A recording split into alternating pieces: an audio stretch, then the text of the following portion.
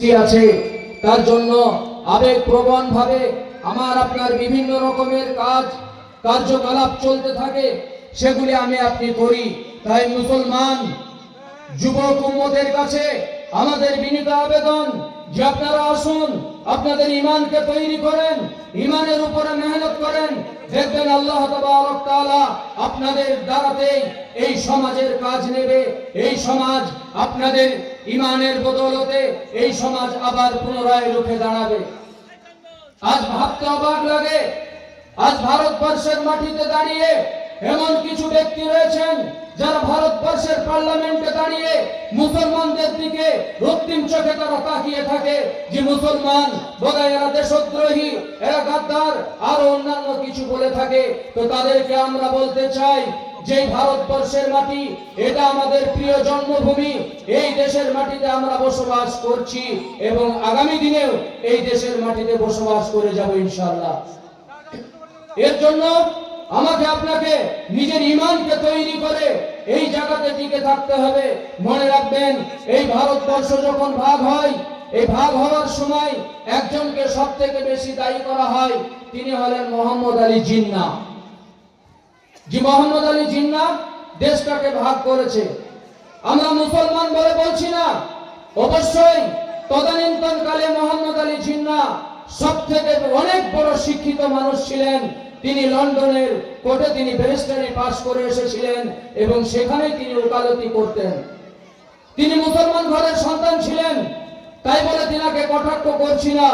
কিন্তু শুধু মুসলমানের মধ্যে যদি বলা যায় যে মোহাম্মদ আলী জিন্নাহ সে এমন কি বাহাদুর হয়ে গিয়েছিল যে দেশটাকে বিভক্ত করে দিয়েছিল, দেশটাকে ভাগ করে দিয়েছিল, তাহলে আমাদের যে গান্ধীজিরা ছিলেন তারা কি সব অশিক্ষিত ছিল? তারা জ্ঞানীগুণী ছিলেন না? এটা আমাকে আপনাকে ভাবতে হবে। শুধু একজনের দিকে তীর ছুড়ে দিলে হয় না। আমরা কখনোই জিন্নাহকে সমর্থন করছি না, দেশ ভাগের পক্ষে আমরা সমর্থন করছি না। কিন্তু মনে রাখবেন, এই দেশ যারা ভাগ করেছিল তারা পছন্দ করে তারা সে দেশের মাটিতে চলে গিয়েছিল, কিন্তু আমরা দেশকে ভাগ করিনি। আমাদের চলছে সব ওই ব্যাপারে বলছি। তো আমাদের দেশ যখন ভাগ হয়েছিল, তখন ভাগ হওয়ার সঙ্গে সঙ্গে যারা দাঁড়িয়েছিলেন সেই জায়গাতে তারা একটা জিনিস টার্গেট করে বলেছিলেন যে আপনারা কোথায় যাচ্ছেন? দিল্লির জামে মসজিদের সামনে আমাদের মুরব্বী হোসেন আহমদ মাদানী রহমতুল্লাহ আলাই, হযরত মাওলানা আবুল কালাম আজাদ রহমতুল্লাহ আলাই তিনি দাঁড়িয়ে গিয়েছিলেন। আমাদের বাপদাদারা যারা পুটলি পাটলা বেঁধে এই দেশ ত্যাগ করে অন্য দেশে চলে যাওয়ার জন্য এই পরিকল্পনা তৈরি করেছিলেন, তখনই তাদের মাঝখানে আমাদের মুরব্বীরা বাধা দিয়েছিলেন যে একটা জিনিস মনে রাখবেন, একটা জিনিস মনে রাখেন, যে দিলের মাঝখানে ঈমান থাকবে সেই দিল কখনো কাপুরুষ হতে পারে না, কখনো কাপুরুষতা থাকতে পারে না। তাই আমাকে আপনাকে মনে রাখতে হবে যে আমাদের এই দেশের মাটিতে, এই প্রিয় দেশে আমি আপনি বসবাস করছি, আমাকে আপনাকে সুষ্ঠুভাবে বসবাস করতে হবে এবং সেটা ঈমানের সঙ্গে, ইয়াকিনের সঙ্গে আমাকে আপনাকে বসবাস করতে হবে। তাতে যে রকমই সমস্যা আসুক না কেন আমাকে আপনাকে সম্মুখীন হতে হবে। আজ আমাদের মুসলিম উম্মাহ যুবকের কাছে আবেদন যে আজ পৃথিবীর মানচিত্রে ওই ক্যালিফোর্নিয়ার, যেখানে আমেরিকার সবথেকে বড় জায়গা, ইন্টারন্যাশনাল জায়গা আপনারা জানেন, সেখানে জাহারুল মামদানি তিনি একজন সেখানকার মেয়র নিযুক্ত হয়েছেন। তিনি মুসলমান ঘরের সন্তান। কি যোগ্যতায় তিনি হয়েছেন? অবশ্যই তিনার মাঝখানে যোগ্যতা ছিল, তাই তিনি সেখানকার মেয়র তৈরি হয়ে গেলেন। আমেরিকা সারা বিশ্বের মাটিতে সব থেকে বেশি শক্তিশালী দেশ, তবুও তার সেখানকার মাটি থাকার সত্ত্বেও সেখানকার মেয়র তৈরি হলেন শুধুমাত্র নিজের যোগ্যতার বিনিময়ে।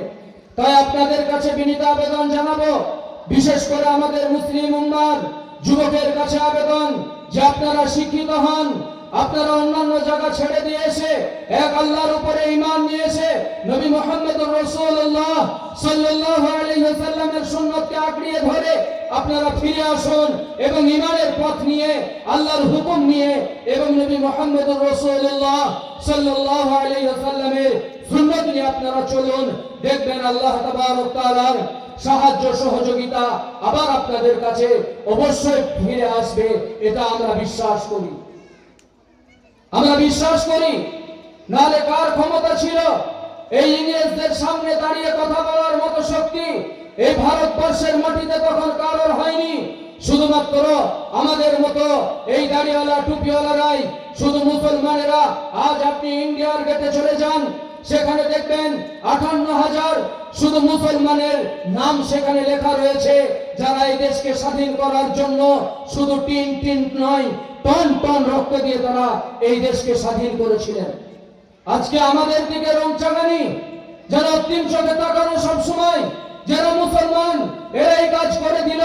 আজকে আমাকে আপনাকে ভাবতে হবে, মনে রাখবেন আমাকে আপনাকে শিক্ষিত হতে হবে। আর শিক্ষিত হওয়ার জন্য যে জায়গাগুলি আমার আপনার প্রয়োজন, সেগুলি তারা বিভিন্ন রকম পরিকল্পিতভাবে নষ্ট করার জন্য তারা উঠে পড়ে লেগেছে। আমাকে আপনাকে রক্ষা করতে হবে। আমাদের এমনি কেউ চাকরি দেবে না, আমাকে আপনাকে পড়ালেখা করে চাকরি নিতে হবে। কিন্তু দুঃখের বিষয়, এই ডিসেম্বর মাস শুরু হয়েছে, আমাদের মুসলমানের ঘরের সন্তানেরা যা ফিস্টিতে টাকা নষ্ট করে, অন্যান্য ঘরের মানুষেরা তারা এত পরিমাণে টাকা নষ্ট করে না। আমাদের মুসলমান যুবকেরা প্রচুর পরিমাণে বক্স নিয়ে নেয়, বক্সের উপরে বক্স লাগায়, গানের উপরে গান, তার উপরে বাজনা। একটা ট্র্যাক্টর হয় না, আরো কয়েকটা ট্র্যাক্টর নিয়ে এসে সেখানে ফিট করে দিয়ে তারা এই ডিসেম্বর যখন থেকে শেষ হতে শুরু করে, বিশেষ করে এই 25শে ডিসেম্বর শুরু হলে তখন খ্রিস্টানদের রেস্তের আওয়াজ নিয়ে আসে। যখন 31শে ডিসেম্বর চলে আসে তখন তারা ফিস্টির জন্য মেতে ওঠে। যখন 1 জানুয়ারি চলে আসে তখন আমাদের যুবকেরা সেই ফিস্টিতে মেতে ওঠে, যে আমাদের এটাই বোধহয় কৃষ্টি কালচার। আর গানের উপরে গান, বাজনার উপরে বাজনা, এইগুলো লাগিয়ে নিয়ে আমাদের যুবকেরা সময়ের পর সময়কে নষ্ট করে ফেলে। আমাকে আপনাকে এরই লাগাম টানতে হবে। আল্লাহ নবী সাল্লাল্লাহু আলাইহি সাল্লাম বলেছেন, মান তাশাব্বাহা বিকাওমিন ফাহুয়া মিনহুম। যখন তারা অন্য কওমের অনুসরণ করবে তখন তাদের সম্মান অচিরেই নষ্ট হয়ে যাবে।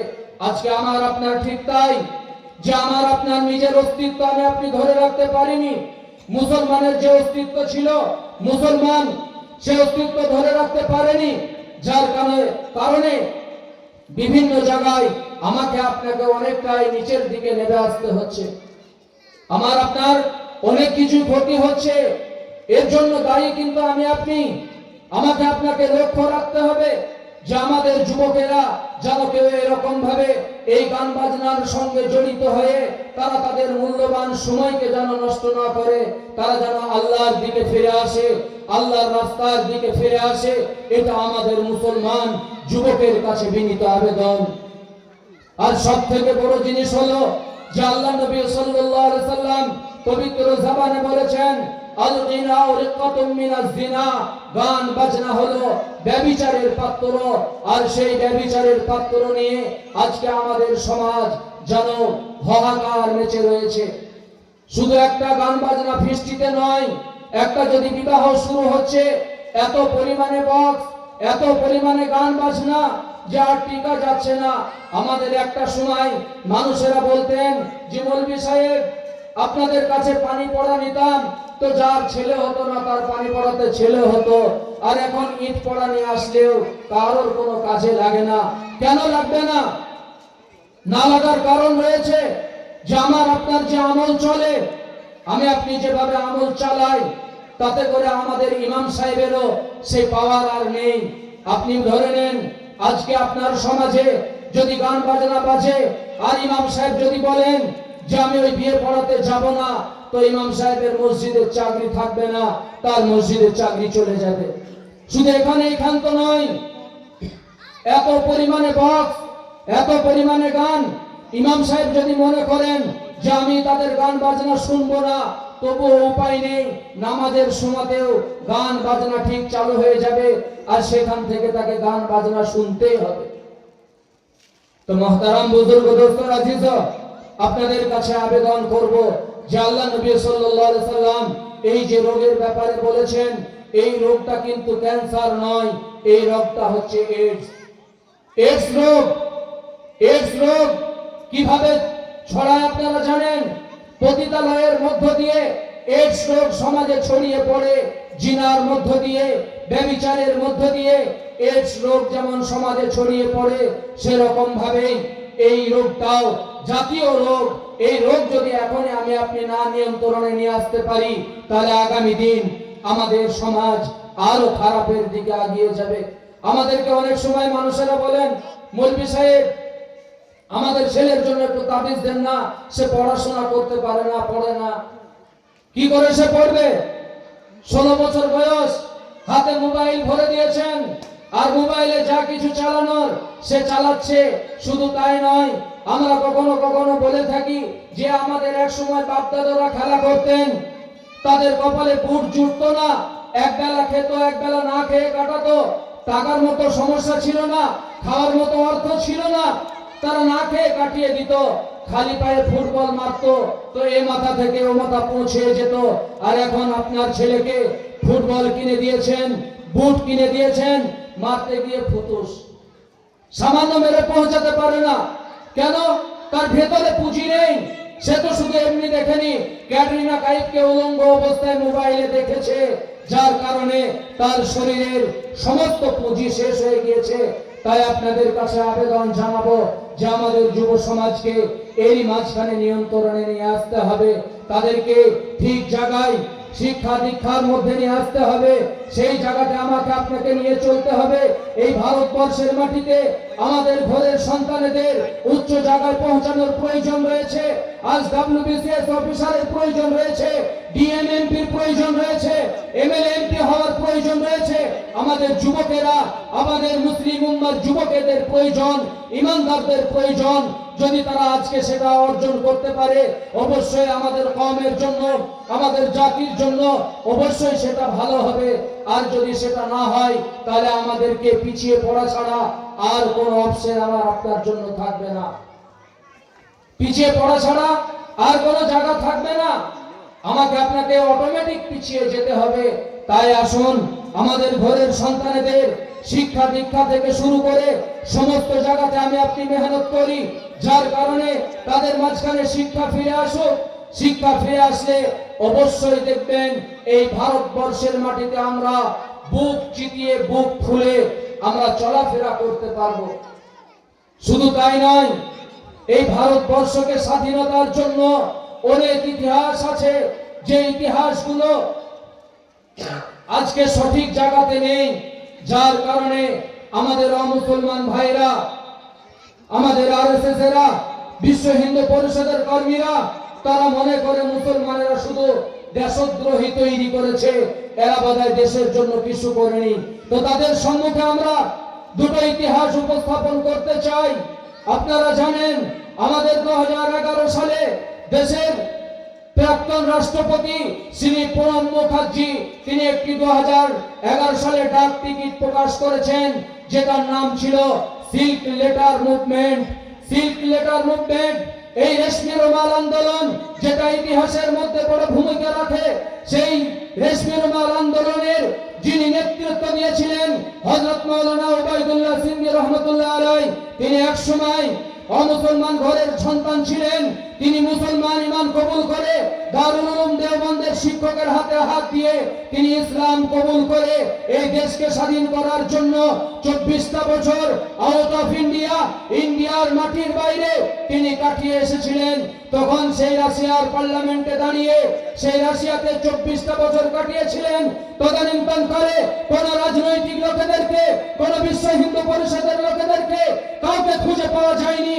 শুধুমাত্র যারা গিয়েছিলেন তারা ছিলেন জমিয়ত উলামায়ে হিন্দের কর্মী হযরত মাওলানা উবাইদুল্লাহ সিন্দি রহমাতুল্লাহ আলাইহি। তিনি 24টা বছর কাটিয়ে রাশিয়ার পার্লামেন্টে দাঁড়িয়ে সেখানে তিনি বলেছিলেন, এই রাশিয়ার যারা রয়েছেন আপনাদের কাছে আবেদন যে ভারতবর্ষের মাটিতে আজকে ইংরেজের দাবানল দাও দাও করে জ্বলছে, ভারতবর্ষের মাটি পুরো ছাই হয়ে যাচ্ছে। আপনাদের কাছে মিলিটারির সাহায্য চাইছি, আপনারা সাহায্য করেন এবং ভারতবর্ষ থেকে ইংরেজদেরকে বিতাড়িত করেন। এই বলে যিনি প্রথম নারা দিয়েছিলেন, 24টা ভোটর কাটিয়েছিলেন, তিনি ছিলেন এই মাদ্রাসা পড়া সন্তান হযরত মাওলানা উবাইদুল্লাহ সিন্দি রহমতুল্লাহ আলাইহি। মুহতারাম বুজুর্গ দোস্তর আজিজ, আজ আমাকে আপনাকে সেই জায়গাতে এসে দাঁড়াতে হবে। যদি শরীয়তের হুকুমের উপরে যদি আক্রমণ হয়, সেখানে আমাকে আপনাকে রুখে দাঁড়াতে হবে। তাই আমরা বলতে চাই যে আমাদের সমস্ত জায়গাতে যদি দখল রাখার প্রয়োজন থাকে, সেখানে দখল রাখার জন্য আমাকে আপনাকে যে কুরবানি দেওয়ার প্রয়োজন, সেই কুরবানি আমাকে আপনাকে দিতে হবে। শুধু এখানেই থেমে যায়নি ভারতবর্ষের ইতিহাস, আজ সেগুলিকে সবারই সামনে প্রকাশ করা হয় না, সব জায়গাতে লুকিয়ে রেখে দিয়েছে। এই ভারতবর্ষকে স্বাধীন করার জন্য একজন ছোট্ট মাওলানা হযরত মাওলানা ফজলে হক খায়রাবাদী, তিনার ইতিহাস সম্বন্ধে আপনাদের সম্মুখে দু কথা বলবো। হযরত মাওলানা ফজলে হক খায়রাবাদী তিনি ছিলেন একজন মাদ্রাসা পড়ুয়া সন্তান। যখন দেখলেন ভারতবর্ষের এই অবস্থা, 1859 খ্রিস্টাব্দে তিনাকে গ্রেফতার করা হয়েছিল। তিনি অপরাধ কি ছিল? তিনার অপরাধ ছিল এটাই যে ইংরেজদের বিরুদ্ধে মুসলমানদেরকে যুদ্ধ করতে হবে, ইংরেজদের সৈন্য সামন্তের মাঝখানে মুসলমানদের অংশগ্রহণ করা যাবে না, এই বলে তিনি ফতোয়া জারি করেছিলেন হযরত মাওলানা ফজলে হক খায়রাবাদী। এই হযরত মাওলানা ফজলে হক খায়রাবাদীকে ইলাহাবাদ থেকে অ্যারেস্ট করা হয়েছিল। সেখানকার কোর্টে তোলার পরে আন্দামান নিকোবরকে সেলুলার জেলে তিনাকে শিফট করা হয়েছিল, সেখানে রেখে দেওয়া হয়েছিল। যখন সারা বিশ্বের মাটিতে লন্ডন থেকে শুরু করে ইতালি থেকে শুরু করে সব জায়গায় হযরত মাওলানা ফজলে হক খায়রাবাদীর যে একটা তিনি কাফনের উপরে একটা কবিতা লিখেছিলেন, যে কবিতার ধারাকে বিশ্বের মাটিতে একটা বড় জায়গা স্থান দেওয়া হয়েছিল। এই পরিপ্রেক্ষির উপরে তিনার সন্তানেরা কেস লড়ে যখন তিনার জন্য রায় নিয়ে আসলেন যে হযরত মাওলানা ফজলে হক খায়রাবাদীকে জেল থেকে ছাড়া দিতে হবে, এই ছাড়া দেওয়ার জন্য যখন সেই ছাড়ার কাগজ নিয়ে সেলুলার জেলে তিনার সন্তান পৌঁছাচ্ছেন, সেই সন্তান যখন জেলে গিয়ে দেখছেন সেখানে একটা জানাজা বেরিয়ে যাচ্ছে, তো জানাজায় গিয়ে অংশগ্রহণ করলেন। অংশগ্রহণ করার পরে জানাজা শেষ করে যখন কবরে শায়িত করা হলো, তারপরে সেই সন্তানকে দেখলেন, সন্তান দেখছে যে জানাজাটা ছিল তার পিতার জানাজা ছিল। এই ছিল মুসলমানদের ইতিহাস, এই ছিল মুসলমানদের ইতিহাস। আর আজকে এই ভারতবর্ষের মাটিতে এমন কিছু জালিম সরকার যারা উপবিষ্ট হয়েছে, তারা ভাবছে মুসলমানদেরকে ধমকিয়ে ধমকিয়ে তাদের ঈমানকে, কোরআনকে কেড়ে নেব। তাদেরকে বলতে চাই, ऐसा तो नहीं होगा, ऐसा तो नहीं होगा, कभी ऐसा नहीं होगा, ना ईमान का कुरान का कभी सौदा नहीं होगा। ऐसा तो नहीं होगा, कभी ऐसा नहीं होगा, ना ईमान का कुरान का कभी सौदा नहीं होगा। हम तो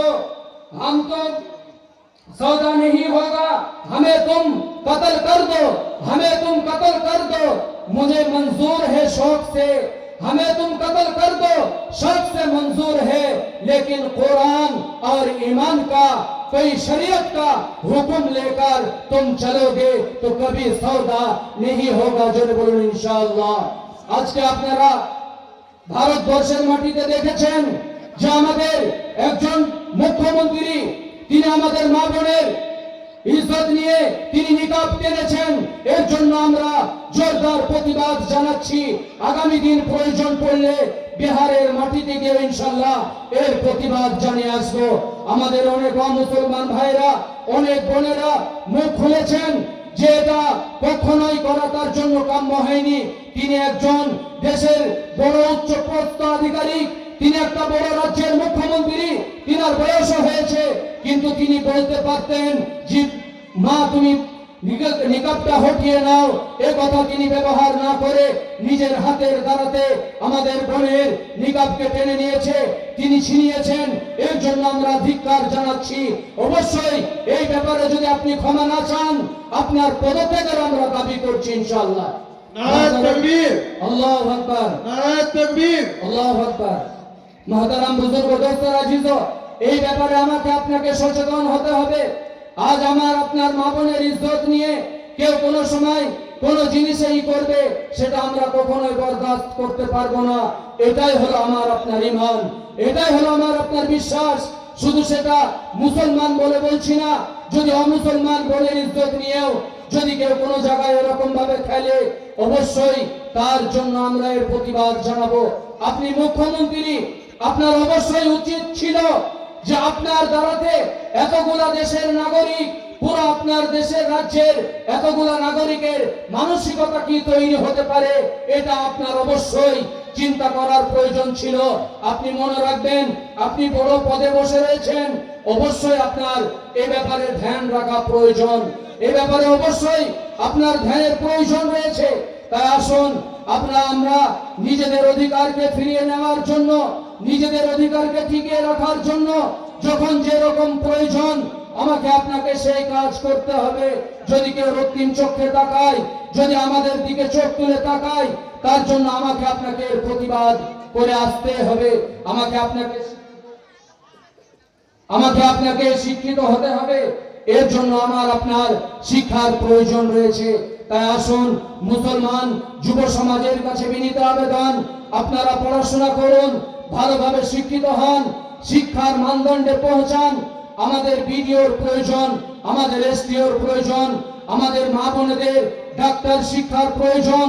সবকিছুর সঙ্গে আমাকে আপনাকে মনে রাখতে হবে এই কোরআনে কারিমের শিক্ষা, ইসলামিক কৃষ্টি কালচারের শিক্ষা, যেটা প্রাথমিক জায়গা থেকে আসবে, সেটা হলো এই মক্তবের মধ্য দিয়ে আসবে। এই মক্তবের মধ্য দিয়ে আসবে। সবাই আলেম মৌলবি হবে না, সবাই আলেম ওলামা হবে না, কিন্তু সবারই মাঝখানে কোরআনে কারিমের শিক্ষা, নবী মুহাম্মদুর রাসূলুল্লাহ সাল্লাল্লাহু আলাইহি ওয়াসাল্লামের হাদিসের শিক্ষা, এটা আমাদের প্রয়োজন। তাই আসুন আপনারা আগামী দিন যেভাবে মক্তবকে আগিয়ে নিয়ে গিয়েছেন, আগামী দিন আরো সাহায্য সহযোগিতা করে, আরো মেহনত করে ইনশাআল্লাহ এই প্রাথমিক মক্তবকে আগিয়ে নিয়ে যাবেন, এই আশা আপনাদের কাছে রাখছি। এই বলে আমার সংক্ষিপ্ত কথার এখানেই ইতি টানছি। ওয়া আখিরু দাওয়ানা আনিল হামদুলিল্লাহি রাব্বিল আলামিন ওয়াসসালাতু ওয়াসসালামু আলা রাসূলিন নবিয়িল কারীম। ভাই আমাদের বক্তা হাফেজ মতিউর রহমান সাহেব গুরুত্বপূর্ণ আলোচনা রাখলেন। এই কথা